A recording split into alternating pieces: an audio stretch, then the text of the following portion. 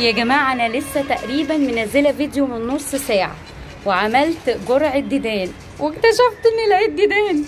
خلاص كده مدام الديدان موجوده وظهرت وهوريها لكم دلوقتي تعرفوا ان السبب اللي يخلي الحمام يبيض لكن البيض يطلع غير مخصب. اصل انا بقول سمره صحته ما شاء الله والنتايه برده صحتها كويسه. تخيلوا بقى وجود الديدان هي اللي تخلي البيض يطلع غير مخصب. حاجه تانية الديدان تخلي الحمام يقطع بيض. يعني شوفوا مأساة. تعالوا اوري لكم انا ماسكه ريش اهو. طبعا انا لما شفت المنظر قلت لازم انا بعتذر للناس اللي بتقرب بس يعني عشان نستكشف. بصوا نقرب بس كده اهو. دي اهي الديدان دي وغالبا دي كانت في النتايه اهي.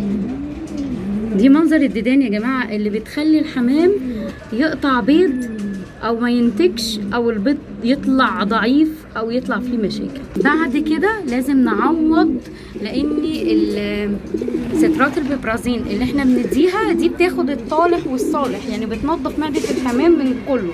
فلازم نعوض بعد كده بفيتامينات او بخميره. تابعوا الفيديو برضو اللي بعد ده.